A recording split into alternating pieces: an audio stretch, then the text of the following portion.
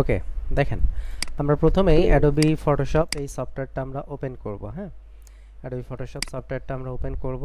তো সফটওয়্যারটা ওপেন করলে আমরা এইরকম একটা ইন্টারফেস আমরা দেখতে পাবো। হ্যাঁ, আচ্ছা আমি শুরু থেকে আবার সফটওয়্যারটা আমি ওপেন করব। তার আগে আমাদের যে গ্রাফিক্সের কোর্স মডিউলটা সেটা একটা অন করে নেই, যে আমরা আজকের ক্লাসে আসলে কি শিখব। হ্যাঁ, আর আজকের ক্লাসে দেখেন যেটা শিখব class 1, introduction to graphic design industry, introduction with Photoshop, then হচ্ছে introducing with Photoshop, then Photoshop document setup, screen mode, zoom in out, document pan, colour apply, selection, basic layer, basic undo redo এবং document save, দেন পরিশেষে হলো character design. ঠিক আছে, আচ্ছা তো এখন দেখুন আমরা যেটা করব সেটা হলো আমরা অ্যাডোবি ফটোশপ সফটওয়্যারটা অ্যাট ফার্স্ট ওপেন করব। তো অ্যাডোবি ফটোশপ সফটওয়্যারটা আমরা ওপেন করলাম। তো ওপেন করার পর এখন দেখুন আমরা এখানে যেটা দেখতে পাচ্ছি একটা ইন্টারফেস। আমরা এখানে ফার্স্টে একটা ইন্টারফেস আমরা দেখতে পাচ্ছি। তো এই ইন্টারফেসটা আমাদেরকে আগে জানতে হবে ভালোভাবে। হ্যাঁ, কেননা এই সফটওয়্যারটা নিয়ে যেহেতু আমরা কাজ করব, সুতরাং ইন্টারফেস সম্পর্কে আমাদের একটা ভালো পরিচিতি থাকতে হবে। আচ্ছা তো দেখুন সবার প্রথমে যে লাইনটা আমরা দেখতে পাচ্ছি এটাকে বলা হয় মেনু বার। হ্যাঁ, সবার প্রথম যে লাইনটা আমরা দেখতে পাচ্ছি এটাকে বলা হয় মেনু বার। আচ্ছা, এরপর দেখেন মেনু বারের নিচেই যেটা আপনি দেখতে পান এটাকে বলা হয় কন্ট্রোল বার বা অপশন বার। মেনু বারের নিচেই আপনি যেটা দেখতে পাচ্ছেন এটাকে বলা হয় কন্ট্রোল বার বা অপশন বার। দেন লেফট সাইডে যেটা আছে এটা হচ্ছে টুল বার। আমি যদি এখান থেকে স্ক্রিনটা একটু জুম করি, দেখেন এই যে এখানে একটা অ্যারো চিহ্ন আছে, এখানে যদি আপনি একটা ক্লিক করেন তাহলে দেখেন আপনার টুলবারটা দুইটা লাইনে হয়ে যাচ্ছে। হ্যাঁ, এই যে দুইটা লাইনে হয়ে যাচ্ছে। সো এখন আমরা যেটা করব, এই আমি যদি এক একটা টুলে ক্লিক করি, হ্যাঁ এক একটা টুলে ক্লিক করলে পরে দেখেন কি হচ্ছে, এক একটা টুলে ক্লিক করলে আপনার অটোমেটিক দেখেন এখানে এই যে কন্ট্রোল বার যেটা আছে বা অপশন বার যেটা, এটা কিন্তু দেখেন চেঞ্জ হচ্ছে। বুঝতে পারছেন, আপনার এটা কিন্তু চেঞ্জ হচ্ছে। এক একটা টুল সিলেক্ট করবেন, করার সাথে সাথে এটা দেখবেন চেঞ্জ হচ্ছে।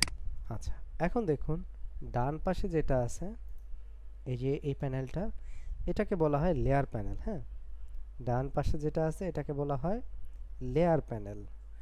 ওকে, সো এখন আমরা তাহলে যে বিষয়টা জানলাম সেটা হচ্ছে সবার উপরে যেটা আছে এটাকে বলা হচ্ছে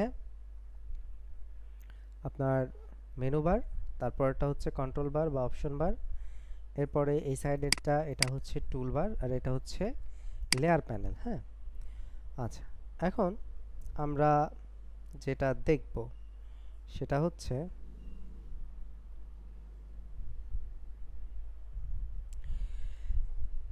এই টুল বার, মেনু বার, লেয়ার প্যানেল এগুলোকে যদি আমি আলাদা আলাদা করে ফেলি, হ্যাঁ এগুলোকে যদি আমি আলাদা আলাদা করে ফেলি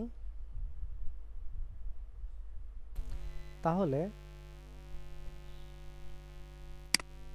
হঠাৎ করে আজকে লোডশেডিং হলো।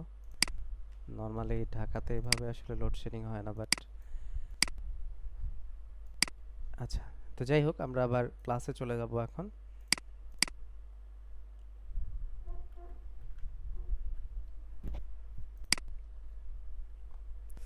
আচ্ছা আমার স্ক্রিনটা আবার নতুন করে শেয়ার করতে হবে। হ্যাঁ, আমি আবার স্ক্রিনটা আমার শেয়ার করছি।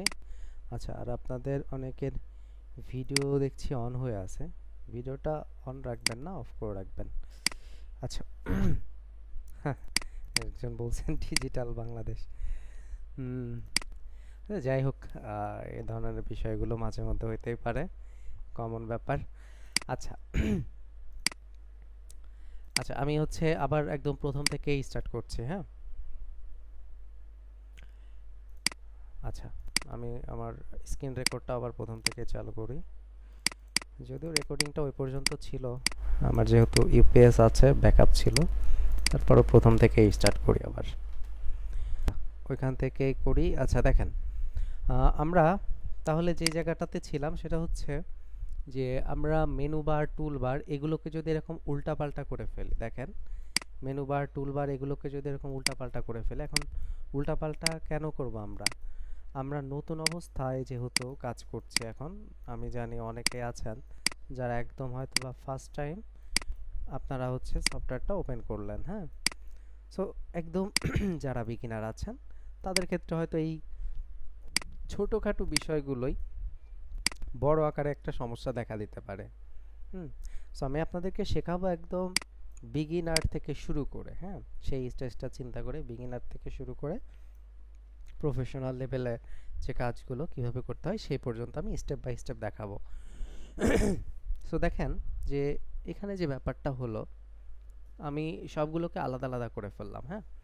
আচ্ছা, এখন আমরা রিসেট করব কিভাবে? ধরেন আবার আগের অপশনে এখন যদি আমি একটা একটা করে এইভাবে সাজাতে চাই, এখন বলেন তো এটা কি সম্ভব? এটা কিন্তু এখন সম্ভব না। তাহলে আমি দেখেন 1 সেকেন্ডে এটা ঠিক করে ফেলতে পারি কিভাবে?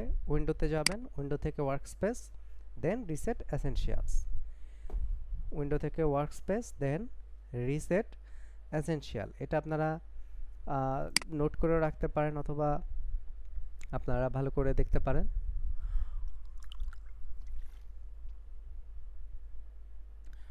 আপনাদের যদিও ভিডিও রেকর্ডিংটা থাকবে, হ্যাঁ, তারপরে আমি সাজেস্ট করব আপনারা ক্লাস যখন করবেন ক্লাস দেখার সাথে সাথে আপনারা হচ্ছে একটা নোট কলম নিয়ে বসবেন, হ্যাঁ, গুরুত্বপূর্ণ যে বিষয়গুলো নোট করে ফেলবেন, তাহলে ভালো হবে, হ্যাঁ।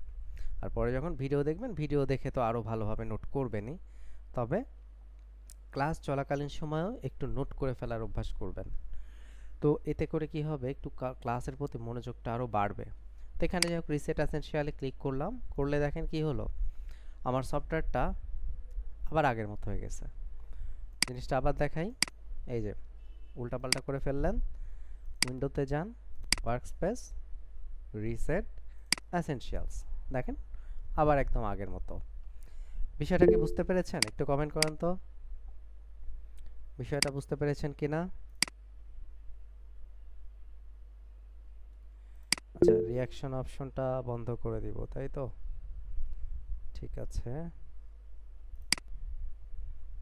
ওকে, অফ করে দিয়েছি। আচ্ছা, ঠিক আছে, আপনারা বুঝতে পেরেছেন, গুড। সো এখন আমরা যেটা দেখব সেটা হচ্ছে ফাইল থেকে নিউতে যাব। আমরা যে কোনো কাজ করতে গেলে আগে একটা, যেমন ধরেন আপনি কিছু লিখবেন, তাহলে আপনার একটা পেজ লাগবে না? তো আপনি যদি কিছু ড্রয়িং করতে চান, আপনার একটা পেজ লাগবে। সো তাহলে আমরাও যখন কিছু করব, ধরেন আমরা একটা কার্টুন আঁকাবো আজকে, সো আমাদের তো একটা পেজ লাগবে। সো পেজটা নিব কিভাবে? ফাইল থেকে নিউতে গিয়ে, দেখুন আমি জুম করে দেখিয়ে দিচ্ছি, ফাইল থেকে নিউ, অথবা শর্টকাট হচ্ছে কন্ট্রোল এন। ফাইল থেকে নিউ অথবা শর্টকাট হলো কন্ট্রোল এন, ঠিক আছে? আচ্ছা, তো আমরা এখানে ক্লিক করলাম, করার পর এখন দেখুন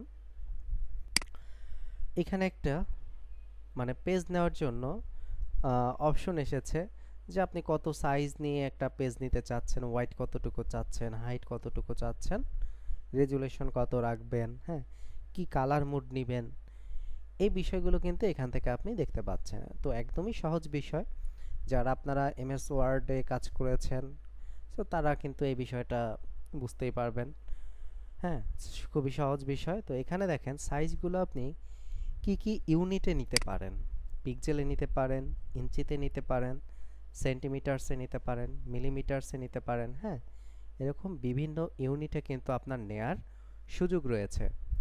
এখন কথা হলো এখান থেকে আপনি কখন কোন ইউনিটটা ব্যবহার করবেন, আপনি কি সাইজগুলো পিক্সেলে নেবেন নাকি ইঞ্চিতে নেবেন? তো এখন এটা ডিপেন্ড করবে আসলে আপনি কি কাজটা করবেন সেটার উপরে, হ্যাঁ। মনে করুন আপনি যদি ডিজিটাল মিডিয়ার জন্য কাজ করেন, যেমন আপনি যদি ফেসবুকে কোনো ডিজাইন হবে, ধরুন ফেসবুক পেজের জন্য কোনো ডিজাইন হবে বা সোশ্যাল মিডিয়ার জন্য ডিজাইন হবে, তো সেক্ষেত্রে আপনার এখান থেকে সাইজটা হবে পিক্সেলে, ঠিক আছে, সাইজটা হবে পিক্সেলে, রেজুলেশনটা এখানে রাখতে হবে 72, কালার মোড রাখতে হবে RGB। আপনি যদি ইলেকট্রনিক মিডিয়া বা ওয়েব মিডিয়া, হ্যাঁ, বা সোশ্যাল মিডিয়ার জন্য আপনি কাজ করতে চান, ডিজাইনগুলো করতে চান, তাহলে আপনাকে যেটা করতে হবে, সাইজটা নিতে হবে পিক্সেলসে, এরপর রেজুলেশন নিতে হবে 72, কালার মোড নিতে হবে RGB। ক্লিয়ার?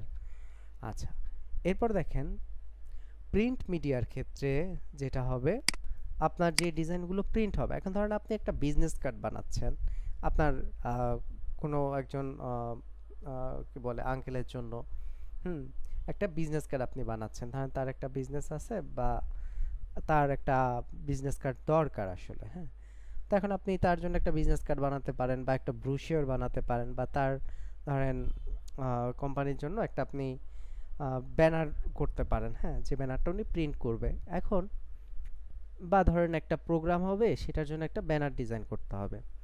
তো এই যে প্রিন্ট রিলেটেড যে কাজগুলো, সেগুলোর ক্ষেত্রে সাইজটা নিতে হয়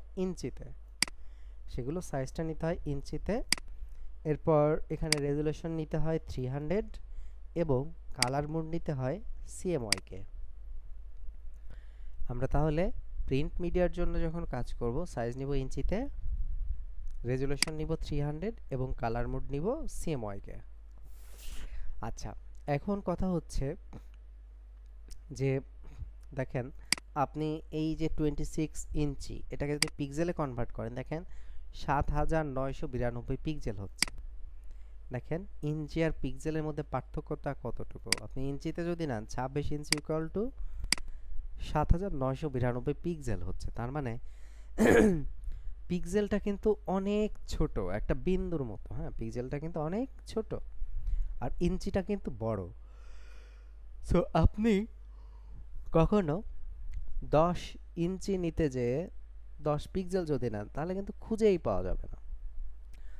অপরদিকে আপনি যদি ধরেন 800 বা 1200 পিক্সেল নিতে গিয়ে আপনি যদি ইঞ্চি নিয়ে ফেলেন, সেটাও কিন্তু দেখবেন যে আপনার পিসির অবস্থা কাহিল হয়ে যাচ্ছে, আপনার পিসি আর নড়াচড়া করতেছে না, কারণ কি ইঞ্চিটা তো অনেক বড়।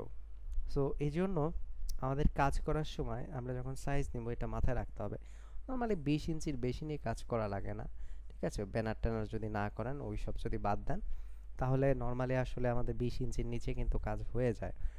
আর আপনার পিক্সেলটা শুরু করতেই হবে আপনার 400-500 পিক্সেলের উপর থেকে, বুঝতে পেরেছি?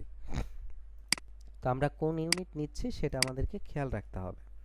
আচ্ছা, এখন আসুন আমরা যে এখানে রেজুলেশনের কথা বললাম, 72 রেজুলেশন দিলে কি হয়, 300 দিলে কি হয়, সেটা একটু জানি আসেন। দেখেন এখানে আমার রেজুলেশন আছে 300, এখন তাহলে ইমেজ সাইজ কত, 12 মেগাবাইট। আপনার রেজুলেশন 300, তার মানে ইমেজ সাইজ এখন 12 মেগাবাইট। আচ্ছা, আমি যদি এখানে রেজুলেশনটা 72 দেই, দেখেন ইমেজ সাইজ কত হচ্ছে, 708 কিলোবাইট। ঠিক আছে, আমি যদি রেজুলেশন 72 দেই, আপনার ইমেজ সাইজ হচ্ছে 708 কিলোবাইট। তার মানে 300 দিলে হয়ে যাচ্ছে যেখানে 12 মেগাবাইট, সেখানে দেখেন 72 দিলে হচ্ছে মাত্র 700 কিলোবাইট, অর্থাৎ 1 মেগাবাইটেরও কম। সো বুঝতে পারছেন পার্থক্যটা? এখন ওয়েবের জন্য আমাদের আসলে এই 72 রেখে কাজ করাটাই বেটার, কারণ আপনি একটা ওয়েবসাইটে যত ভারী ভারী ইমেজ ইউজ করবেন তত আসলে ওয়েবসাইটের লোডিং টাইমটা বেড়ে যাবে, হ্যাঁ, এই জন্য ওয়েবসাইটের ক্ষেত্রে আমরা রেজুলেশনটা কম রাখি। আর প্রিন্ট ডিজাইনের ক্ষেত্রে যেহেতু প্রিন্ট করলে পরে কি হয়, আপনার কালারের পরিমাণটা একটু কমে আসে। সো রেজুলেশন যদি আপনি কম দেন তাহলে ডিজাইনটা ঘোলা ঘোলা লাগবে, মনে হবে যে ডিজাইনটা ফেটে গেছে এরকম। সো এই জন্য প্রিন্ট ডিজাইনের ক্ষেত্রে আমরা বাধ্যতামূলক রেজুলেশন 300 ইউজ করি, আর ওয়েবের ক্ষেত্রে আমরা ইউজ করি 72। আচ্ছা, দেন কালার মোডে যদি আসি, ফটোশপে normally bitmap, grey scale, RGB, CMYK এবং ল্যাব কালার আছে। এর মধ্যে আমাদের সবচেয়ে বেশি লাগবে RGB এবং CMYK। তার মধ্যে আমি বলেছি RGBটা ইলেকট্রনিক মিডিয়া বা ওয়েব মিডিয়ার জন্য যখন কাজ করবেন তখন প্রয়োজন হবে, আর CMYKটা প্রয়োজন হবে আপনার প্রিন্ট মিডিয়ার ক্ষেত্রে। ঠিক আছে, যখন আপনি প্রিন্ট মিডিয়ার ডিজাইন করবেন তখন আসলে আপনার CMYKটা প্রয়োজন হবে। আচ্ছা, এরপরে কি আছে, ল্যাব কালারটা। ল্যাব কালারটা ল্যাবের বিভিন্ন সাইজের ফটো প্রিন্টিংয়ের জন্য, আপনার বড় সাইজের ফটো প্রিন্টের জন্য ব্যবহার করা যেতে পারে। ঠিক আছে, আর বিট ম্যাপটা 100% ব্ল্যাক এবং 100% হোয়াইটের ক্ষেত্রে, গ্রে স্কেলটা নর্মালি ব্ল্যাক অ্যান্ড হোয়াইটের ক্ষেত্রে। এগুলো আসলে লাগবে না আপনার তেমন, আপনার লাগবে শুধু দুইটা, আরজিবি এবং সিএমওয়াইকে। সো এখান থেকে এই দুইটা কালার মনে রাখলে এনাফ। আরজিবিটা ওয়েবের জন্য, সিএমওয়াইকেটা প্রিন্টের জন্য। আরজিবি এর মিনিং কি, বা আরজিবি কী কী কালার দিয়ে গঠিত হয়? আরজিবি তিনটা কালার দিয়ে গঠিত মূলত, রেড, গ্রিন এবং ব্লু। রেড, গ্রিন এবং blue. R for red, G for green, B for blue. আর সিএমওয়াইকেটা চারটা কালার নিয়ে গঠিত, C for cyan, M for magenta, Y for yellow and K for key black. Cyan, magenta, yellow এবং key black. ঠিক আছে, এই চারটা কালার ব্যবহার করা হয় আপনার সিএমওয়াইকের জন্য। আচ্ছা, এখন আসি আমরা 7/5 ইঞ্চি রেজুলেশন 300 নিয়ে আমরা এখানে ব্যাকগ্রাউন্ডটা হোয়াইট কালার রেখে ওকে করি, তাহলে আমাদের একটা পেজ ওপেন হয়ে গেল। আমি আবারও পেজটা ওপেন করে দেখাচ্ছি আপনাদের। আমরা অ্যাট ফার্স্ট কী করব, ফাইল থেকে নিউতে যাব, দেন এখানে আমরা যে কোনো সাইজে নিতে পারেন, 7/5 ইঞ্চ রেজুলেশন 300, দেন কালার মোড আরজিবি বা সিএমওয়াইকে একটা দিলেই হলো, কারণ আমরা ফার্স্ট কয়েকটা ক্লাসে আমরা আগে বেসিক টুলসগুলো আগে জানবো, এগুলোর প্র্যাকটিস করব। ঠিক আছে, আচ্ছা এখন দেখুন, আমরা যখন একটা পেজ নিলাম, পেজটা নেওয়ার পর ফার্স্টে আমাদের যেটা জানতে হবে সেটা হলো এই ফটোশপের এই যে স্ক্রিনটা আমরা দেখতে পাচ্ছি, এই স্ক্রিন মোডটা সম্পর্কে। সো স্ক্রিন মোড কয় প্রকার আছে সেটা যদি দেখতে চাই, আমরা ভিউ থেকে স্ক্রিন মোডে চলে যাব। দেখুন, ভিউ থেকে স্ক্রিন মোড, তো আমরা এখানে তিনটা স্ক্রিন মোড কিন্তু দেখতে পাচ্ছি। ঠিক আছে, আমরা এখানে তিনটা স্ক্রিন মোড দেখতে পাচ্ছি। আচ্ছা, কি কি রয়েছে দেখুন, standard screen mode, standard screen mode, then full screen mode with menu bar, and then full screen mode. ঠিক আছে, আবারও দেখুন, standard screen mode, full screen mode with menu bar এবং ফুল স্ক্রিন মোড। সো আমরা এখান থেকে দেখতে পাচ্ছি টোটাল তিনটা স্ক্রিন মোড। আচ্ছা, এখন এখান থেকে আমরা যে তিনটা স্ক্রিন মোড দেখতে পাচ্ছি, এখন এই কোনটার কি কাজ আসলে, হ্যাঁ কোনটার কি কাজ সেটা আমাদেরকে আগে জানতে হবে। আচ্ছা, এখন যে মোডটাতে রয়েছে দেখেন, আপনারা একটু লক্ষ্য করে, এটাকে বলা হচ্ছে স্ট্যান্ডার্ড স্ক্রিন মোড, এবং এই স্ক্রিন মোডে থাকলে আপনি স্ক্রিনটাকে এভাবে দেখতে পাচ্ছেন। আচ্ছা, আর যদি আপনি সেকেন্ড অপশনে যান, ফুল স্ক্রিন মোড উইথ মেনু বার, এখন দেখেন স্ক্রিনটা কিন্তু আপনার আগের চাইতে একটু বড় হয়েছে, but tool bar, menu bar, layer panel সবই কিন্তু রয়েছে। আচ্ছা, এখন আপনি যদি থার্ড অপশনে চলে যান, একদম ফুল স্ক্রিন মোড, দেখেন এখন আপনি কিন্তু আর টুল বার বা মেনু বার আর কোনো কিছুই আপনি দেখতে পাচ্ছেন না। এটাকে প্রেজেন্টেশন মোডও বলা যায়, অর্থাৎ আপনি একটা ডিজাইন করেছেন সেটা আপনি ফাইনাল একটা ওভারভিউ দেখতে পারেন এভাবে আর কি। হ্যাঁ, এখন কথা হলো, আমার তো টুল বার, মেনু বার আমি তো সব হারায় ফেললাম, এখন এগুলো আমি ফিরায় নিয়ে আসতে পারি কিভাবে? সো এটা ফিরায় নিয়ে আসতে চাইলে আপনি কিবোর্ড থেকে এস্কেপ অথবা এফ বাটনটা প্রেস করবেন। হ্যাঁ, কিবোর্ড থেকে এস্কেপ অথবা এফ বাটনটা প্রেস করলেই আপনি আবার পূর্বের অবস্থায় চলে আসতে পারবেন। এখন এই তিনটা মোড আমি যদি চেঞ্জ করতে চাই শর্টকাটের মাধ্যমে, আপনি শর্টকাট এফ প্রেস করে করেও আপনি এটা চেঞ্জ করতে পারেন। এই যে স্ক্রিন মোডটা দেখেন এখানেও আছে, কোত্থেকে, এই যে টুল বারের সবার নিচে আছে। হ্যাঁ, এই যে দেখেন এফ, আপনি শুধু এফ প্রেস করে করে স্ক্রিন মোডটা চেঞ্জ করতে পারেন। এই যে এফ প্রেস করে করে আপনি স্ক্রিন মোডটা চেঞ্জ করতে পারেন। আচ্ছা, এখন স্ক্রিন মোডটা তো আমরা বুঝলাম। এখন দেখুন, আমার একটা ইমেজ যদি আমি ওপেন করি, এখন এটাকে কিভাবে আমি জুম ইন জুম আউট করে দেখতে পারি সেই জিনিসটা আমরা এখন দেখব। আচ্ছা, আমি ওপেন করলাম একটা ইমেজ কিভাবে, ফাইল থেকে ওপেনে গিয়ে, হ্যাঁ, ফাইল থেকে ওপেনে গিয়ে আমি ওপেন করলাম একটা ইমেজ। এখন আমি এটা জুম করে যদি দেখতে চাই তাহলে দেখেন আমি এখান থেকে মুভ টুলে ক্লিক করব। এবার কিবোর্ড থেকে অল্টার চেপে ধরে মাউস পয়েন্টারটা উপরের দিকে ঘোরাবো। মাউস পয়েন্টারটা উপরের দিকে ঘোরাবো, তাহলে দেখেন জুম ইন হলো, দেন নিচের দিকে ঘোরালে জুম আউট। আবার দেখেন আমি যদি মাউস পয়েন্টারটা উপরের দিকে ঘোরাই জুম ইন হচ্ছে, এবং নিচের দিকে ঘোরালে জুম আউট হচ্ছে। বোঝা গিয়েছে? সো এভাবে আমরা কি করতে পারি, জুম ইন এবং জুম আউট করতে পারি। বুঝতে পেরেছি? এভাবে আমরা জুম ইন এবং জুম আউট করতে পারি। ওকে, দেন এখন আমরা যেটা দেখব, জুম টুলের সাহায্যে এই যে কিবোর্ড থেকে আপনি যদি জেড বাটনটা প্রেস করেন, কিবোর্ড থেকে আপনি যদি জেড বাটনটা প্রেস করেন তাহলে কিন্তু আপনি জুম টুলটা পেয়ে যাচ্ছেন। এখন জুম টুলটা সিলেক্ট করার সাথে সাথে অপশন বারে এখানে দেখেন প্লাস মাইনাস দুইটা অপশন কিন্তু চলে আসছে। এই যে দেখেন এখানে প্লাস মাইনাস দুইটা অপশন কিন্তু চলে আসছে। তো আপনি এখান থেকে কি করতে পারেন, এই যে প্লাসটা সিলেক্ট রেখে আপনি কিন্তু এখানে এভাবে ক্লিক করতে পারেন। এই যে তাহলে কি হচ্ছে, জুম ইন হচ্ছে, হ্যাঁ। আর আপনি এখানে যদি মাইনাসে ক্লিক করেন তাহলে দেখেন জুম আউট হচ্ছে। এই যে ঠিক আছে, দেখেন প্লাসে ক্লিক করলে কি হবে, জুম ইন হবে, হ্যাঁ, প্লাসে ক্লিক করলে জুম ইন হবে। আর হচ্ছে আপনার মাইনাসে যদি ক্লিক করেন, দেন যদি ক্লিক করতে থাকেন তাহলে জুম আউট হচ্ছে। প্লাসে ক্লিক করলে জুম ইন, মাইনাসে ক্লিক করলে জুম আউট। আচ্ছা, তো এখন আমরা যেটা করব সেটা হচ্ছে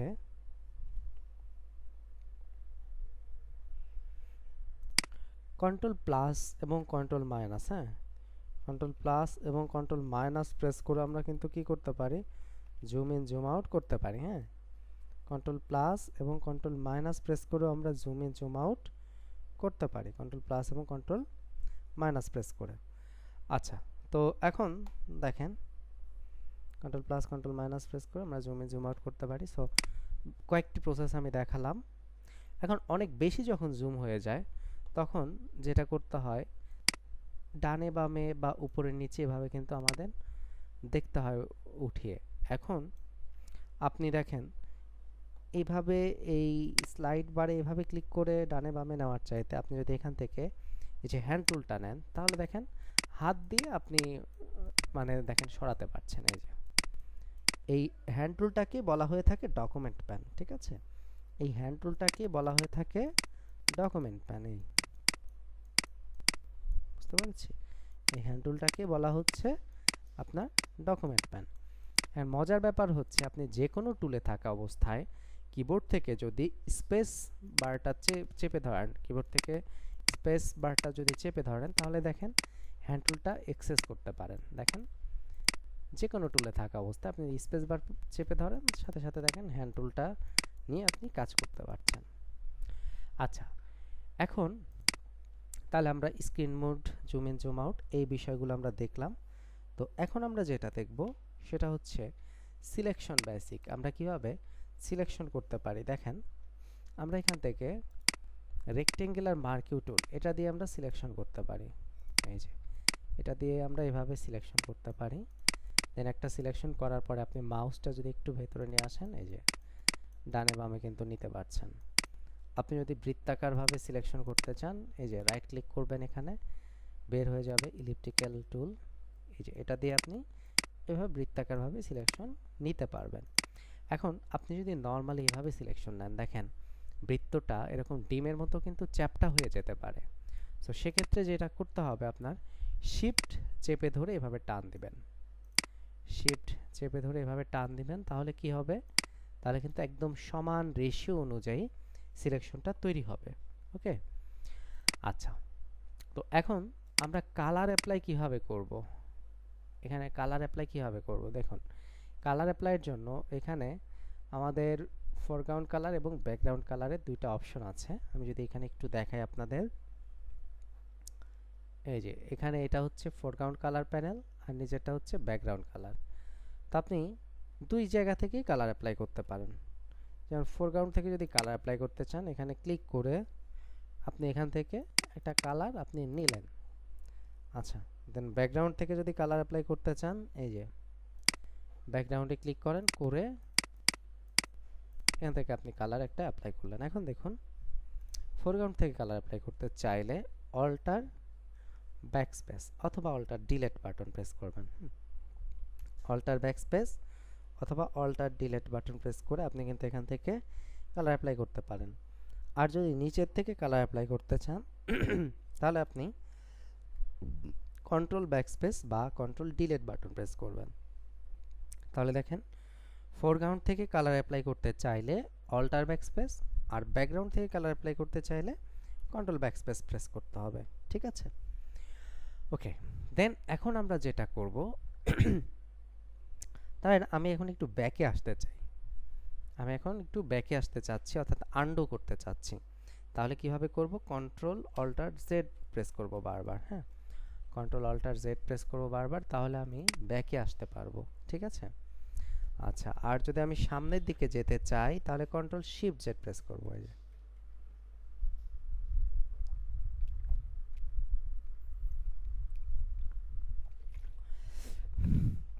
আচ্ছা, আমি যদি ব্যাকে আসতে চাই তাহলে কন্ট্রোল অল্টার জেড প্রেস করব বারবার। আর যদি আমি সামনে যেতে চাই তাহলে কন্ট্রোল শিফট জেড প্রেস করব।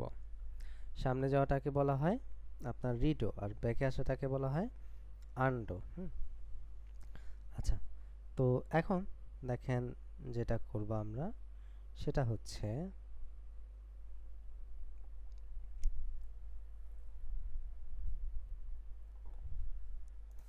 এখান থেকে ধরেন আমি বাংলাদেশের একটা পতাকা এখন আঁকতে চাচ্ছি। তাহলে আমি এখান থেকে যেটা করব, এই যে এভাবে একটা রেক্টেঙ্গেল সিলেকশন নিলাম। হ্যাঁ, এভাবে একটা রেক্টেঙ্গেল সিলেকশন নিলাম এখান থেকে। দেন এখন যেটা করব, এই কালারটা অ্যাপ্লাই করব। হ্যাঁ, আচ্ছা, ধরেন আমি এখান থেকে এই কালারটা অ্যাপ্লাই করব।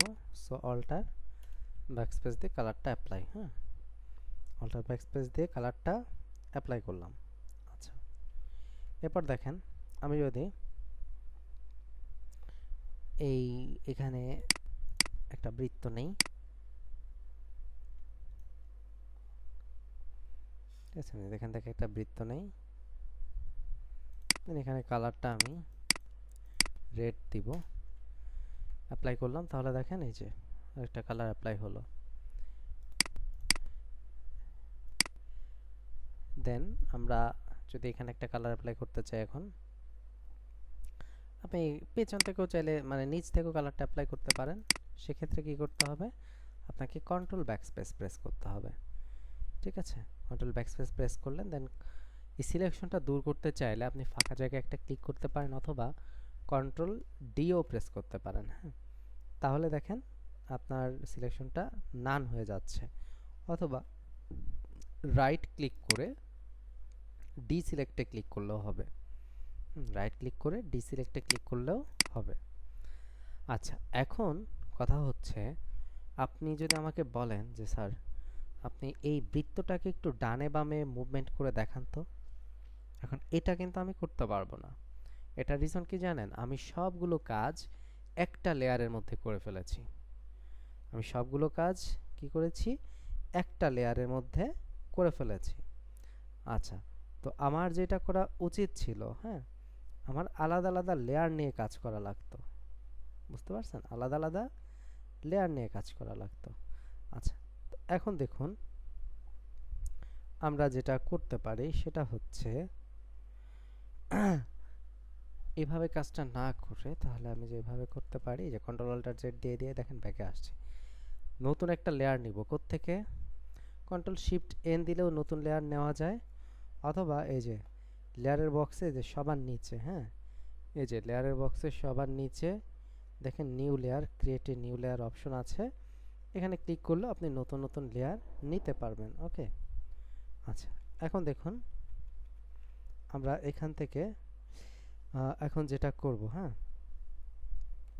এখান থেকে এখন আমরা যেটা করব এই যে নিউ লেয়ারে ক্লিক করলাম। হ্যাঁ দেখে নিউ লেয়ারে ক্লিক করলাম। দেন এখন দেখুন যেটা করব সেটা হচ্ছে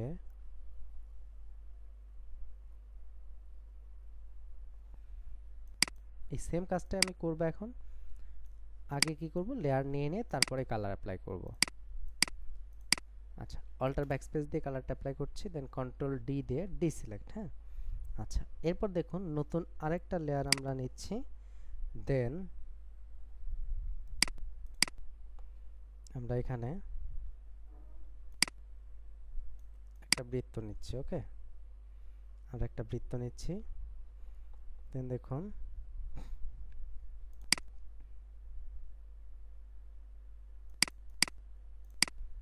আমরা আরেকটা কালার অ্যাপ্লাই করছি। ঠিক আছে, আমরা আরেকটা কালার অ্যাপ্লাই করলাম, দেন কন্ট্রোল ডি দিয়ে ডিসিলেক্ট। ঠিক আছে, কন্ট্রোল ডি দিয়ে ডিসিলেক্ট। আচ্ছা এরপর দেখুন আমরা যেটা করব, হ্যাঁ এরপর আমরা যেটা করব আমরা এখান থেকে নতুন আরেকটা লেয়ার নিব। আমরা এখান থেকে নতুন আরেকটা লেয়ার নিলাম, দেন এবারে আমরা হচ্ছে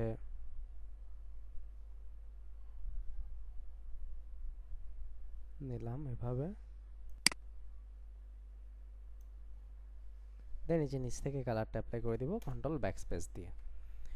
আচ্ছা এখন দেখেন আপনি যদি আমাকে বলেন যে এটা একটু চেঞ্জ করতে হবে, এই যে ডান থেকে বামের দিকে এভাবে নিয়ে আসতে পারছি। হ্যাঁ দেন এই যে এটা ডানে বামে নিতে পারছি, দেখেন। দেন যদি বড় ছোট করার দরকার হয় সেটাও কিন্তু এখন করতে পারবো। হ্যাঁ কন্ট্রোল টি দিয়ে আপনি বড় ছোট করতে পারেন, অথবা এখানে যদি শো ট্রান্সফর্মে ক্লিক থাকে তাহলে এমনিতেও করতে পারবেন।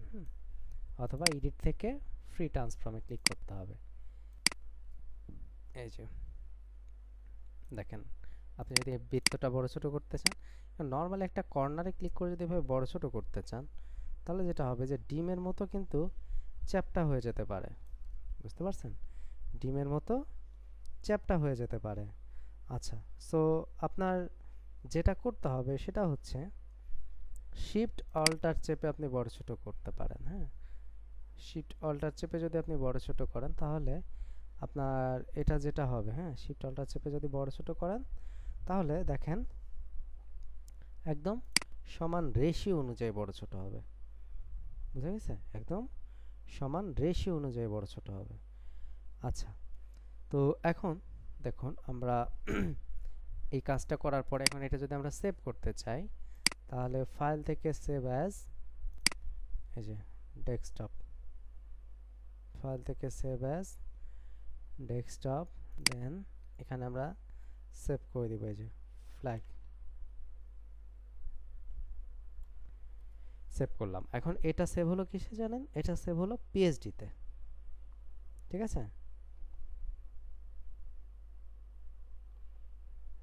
এখান থেকে দেখেন পিএইচডিতে সেভ হলো।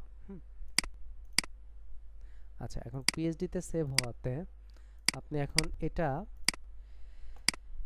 এই যে আপনি এভাবে দেখতে পাবেন। হ্যাঁ কিন্তু আপনার ডিজাইনটা তো আপনার জেপিজিতে দেখা লাগতে পারে, তাই না? ডিজাইনটা তো আপনার জেপিজিতে দেখা লাগতে পারে, বা হচ্ছে ধরেন আপনি কাউকে দেখাতে চাচ্ছেন, তাহলে সেক্ষেত্রে আপনি কি করবেন? হ্যাঁ তো সেক্ষেত্রে আপনি কি করবেন, সেক্ষেত্রে যেটা করতে হবে সেটা হচ্ছে আপনার জেপিইজিতে সেভ করতে হবে। পিএইচডিটা হচ্ছে আপনার ফটোশপ যদি পিসিতে না থাকে তাহলে কিন্তু এটা দেখা যাবে না।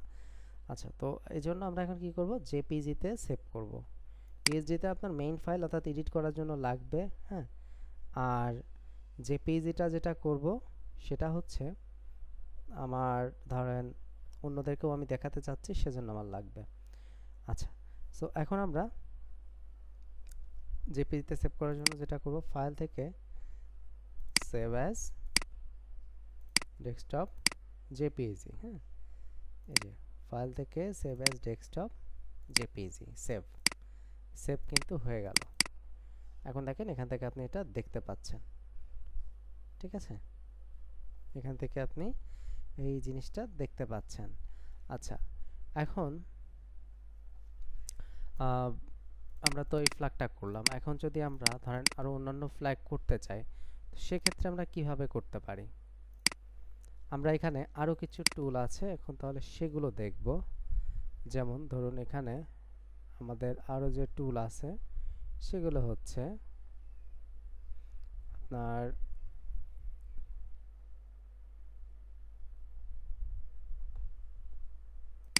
এখানে আছে লেসো টুল আমাদের। হ্যাঁ, লেসো টুল আছে আমাদের। সো এই লেসো টুলটা যদি আপনি দেখেন,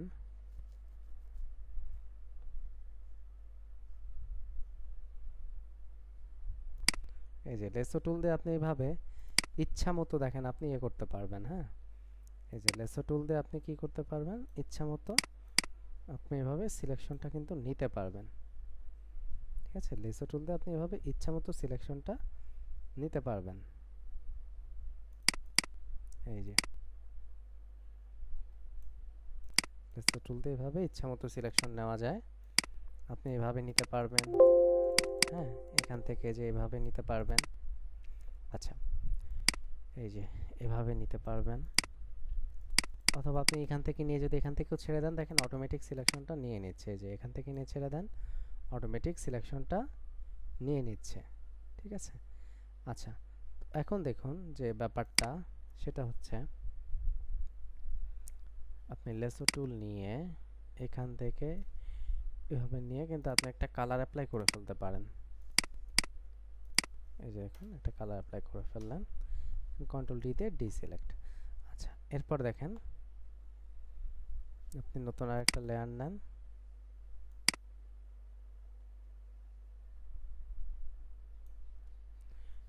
দেখেন এভাবে আপনি গাছ তৈরি করলেন। দেন অল্টার চেপে আপনি এভাবে কপি করতে পারেন। মুভ টুল নিয়ে অল্টার চেপে এভাবে কপি করে ফেলা যায়। এরপর এখানে ধরেন আপনি কি করবেন, মেঘ তৈরি করবেন। সো আমি এখান থেকে যেটা করতে পারি, নতুন একটা লেয়ার নিচ্ছি, নিয়ে এই যে মেঘ তৈরি করে দিব। ঠিক আছে, এখান থেকে এই যে মেঘ তৈরি করে দিচ্ছি। দেন আমি পাখি এখান থেকে তৈরি করতে চাই, যদিও এই টুল দিয়ে এত সুন্দর পাখি হবে না। বাট আমি যেহেতু এক ক্লাসে সব টুল আপনাদেরকে শেখাবো না, সো আজকে আমি যে কয়টা টুল ইউজ করছি আপনারাও আশা করব এই কয়টা টুলের মধ্যেই আপনারা আপনাদের অ্যাসাইনমেন্টটা কমপ্লিট করবেন। ঠিক আছে, এই টুলগুলো ইউজ করে কে কত কাজ করতে পারেন সেটাই আমি দেখতে চাই। সো আমি যেই টুলটা ইউজ করব না, সো আমি চাইবো না আপনারা কেউ অ্যাডভান্স টুলস আগেই ইউজ করেন। ঠিক আছে, মানে ব্যাপারটা এমন না যে আমি আগে থেকেই কাজ পারি বা আমি অনেক কাজ পারি, সো এটা দেখানো লাগবে, ব্যাপারটা কিন্তু তা না। আমরা সবাই একসাথে আগাতে চাই স্টেপ বাই স্টেপ। সুতরাং এই জন্য যেটা করতে হবে, আমাদের একটা ধারাবাহিকতা মেনটেন করতে হবে সবাইকে। ঠিক আছে, সো দ্যাটস ওয়াই ধরেন আমি গ্রেডিয়েন্ট বা পেন টুল এগুলো দেখাইনি, সো আমি চাইবো না যে এগুলা আপনারা ইউজ করেন। আচ্ছা, তো এখন দেখুন এখান থেকে এই যে তাহলে এভাবে আমি একটা সিনারি করে ফেলতে পারি, আপনি নদী তৈরি করতে পারেন। হ্যাঁ, আচ্ছা, এরপর আমরা আরও যেটা করতে পারি, নিচে আর একটা টুল আছে আমাদের, সেটা হচ্ছে পলিগন লেসো টুল। পলিগন লেসো টুল আবার এরকম কর্নার করে করে কাজ করে।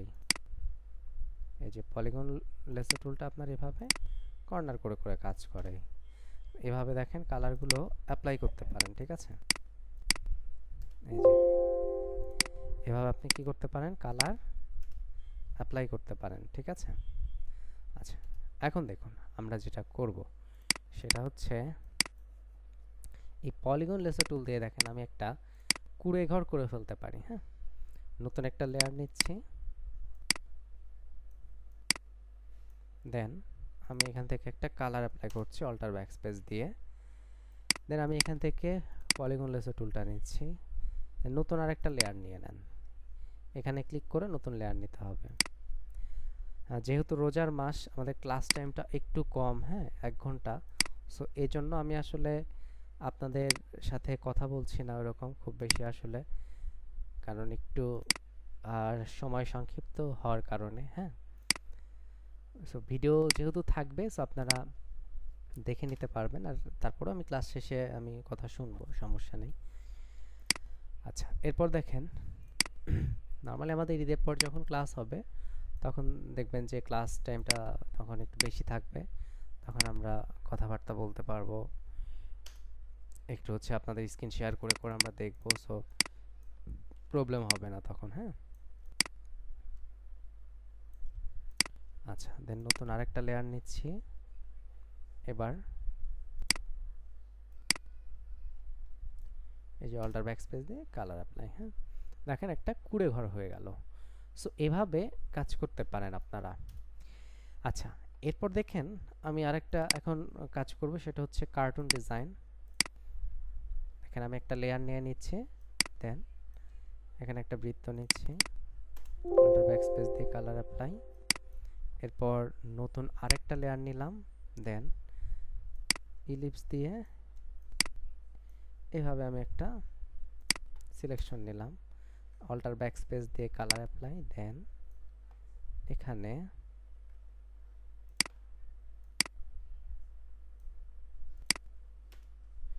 এভাবে আমি ব্ল্যাক কালারটা দিলাম।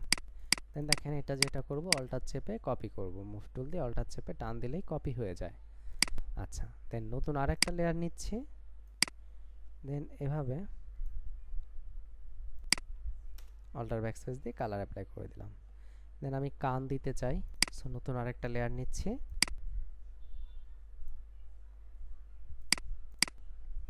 এই যে অল্টার ব্যাকস্পেস দিয়ে কালার অ্যাপ্লাই।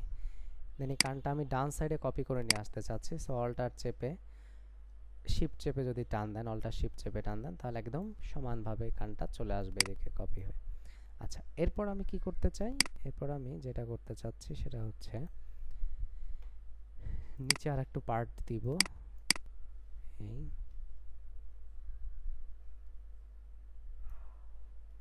এই যে অল্টার ব্যাকস্পেস দিয়ে কালারটা অ্যাপ্লাই করে দিলাম। হ্যাঁ, দেখেন হয়ে গেছে। সো এভাবে আপনারা কার্টুন করতে পারেন।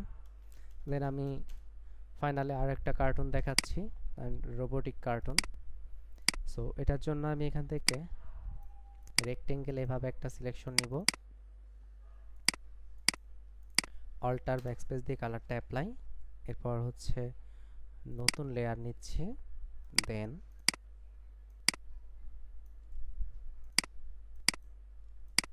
অল্টার ব্যাকস্পেস দিয়ে কালার অ্যাপ্লাই। আচ্ছা, তারপর দেখুন অল্টার চেপে এভাবে আমি গেলাম। হ্যাঁ, দেন কন্ট্রোল টি দিয়ে এই যে এভাবে ঘুরাই দিলাম। আচ্ছা, দেন দেখুন যেটা করব, নতুন আর একটা লেয়ার নিচ্ছি, এবার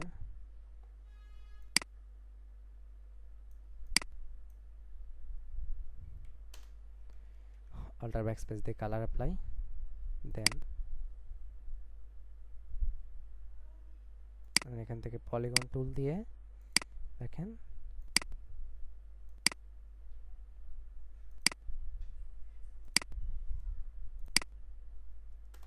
এভাবে সিলেকশন করলাম, দেন কন্ট্রোল ব্যাকস্পেস দিয়ে এই যে কালারটা অ্যাপ্লাই করে দিলাম। এরপর নতুন আরেকটা লেয়ার নিচ্ছি,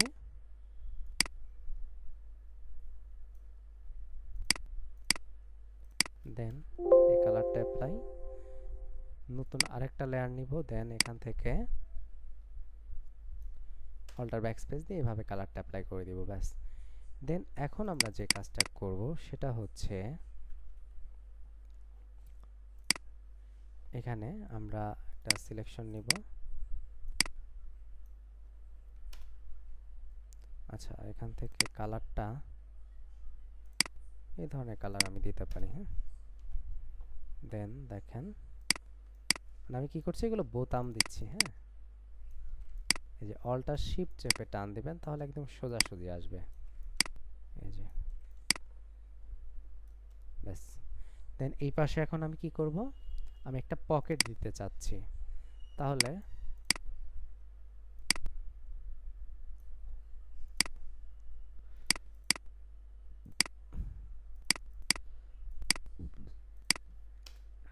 কালার অ্যাপ্লাই করলাম, দেন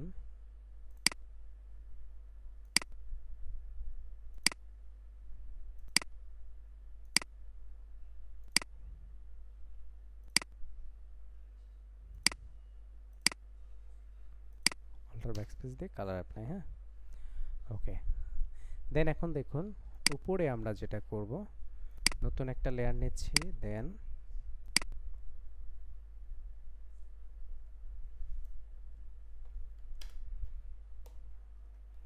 এভাবে নিলাম। এবার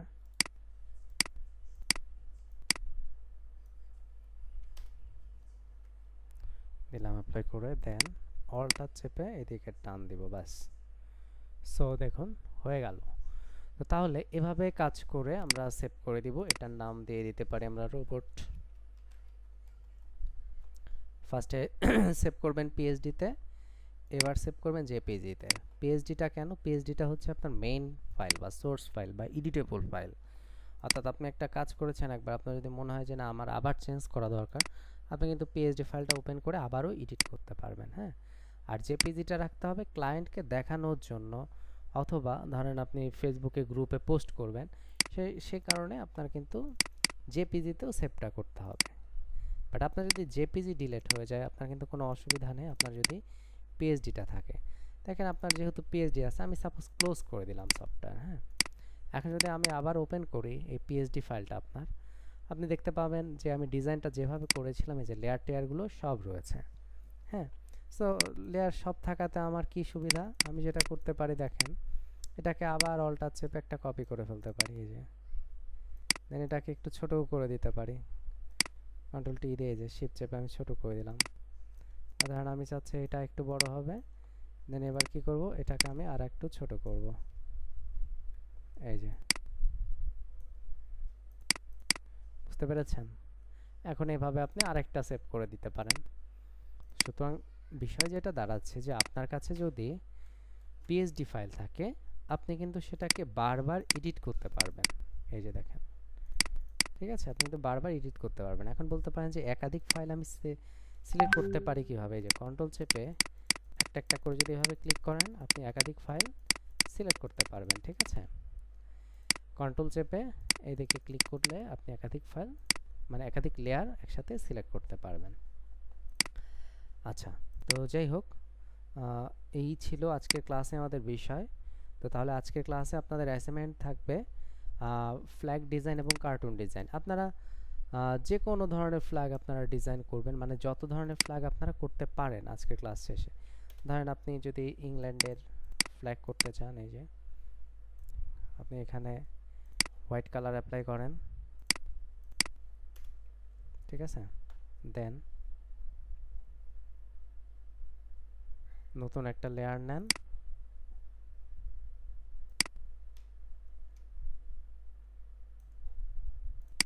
এখান থেকে আপনি রেড কালারটা অ্যাপ্লাই করে দেন। দেন উপর থেকেও এভাবে আপনি রেড কালার অ্যাপ্লাই করে দেন, বাস হয়ে গেল। ঠিক আছে, এরপরে দেখেন আপনি যদি প্যালেস্টাইনের ফ্ল্যাগ ডিজাইনটা করতে চান, স্যার দেখা যাচ্ছে না। আচ্ছা, স্ক্রিন কি দেখা যাচ্ছে না? একটু কমেন্ট করেন তো, আমার স্ক্রিন দেখতে পাচ্ছেন না?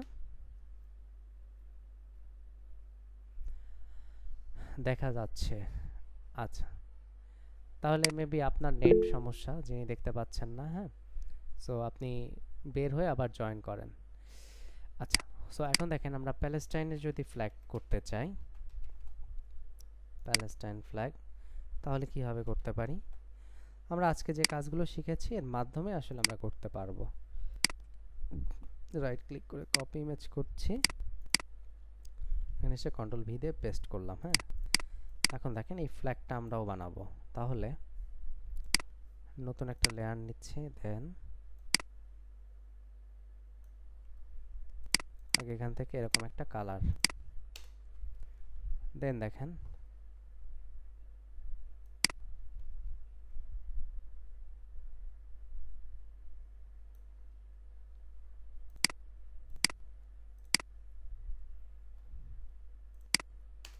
নতুন একটা আমরা এখান থেকে দিলাম। আচ্ছা, দেন দেখেন নিচে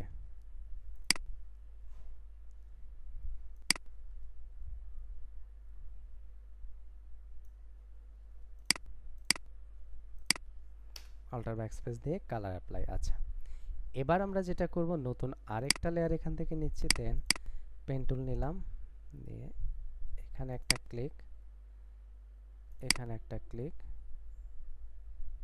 এখানে একটা ক্লিক, এখানে একটা ক্লিক। ওকে, দেন দেখেন আমরা এখান থেকে কালারটা অ্যাপ্লাই করে দিলাম, ব্যাস হয়ে গেল। সো এভাবে আপনারা যতগুলো কান্ট্রি ফ্ল্যাগ করতে চান করতে পারেন। হ্যাঁ, কার্টুন করবেন, দেন হচ্ছে ঘর বাড়ি বানাবেন, হ্যাঁ, বিল্ডিং তৈরি করতে পারেন যদি পারেন আর কি, কনসেপ্ট খাটাবেন আর কি।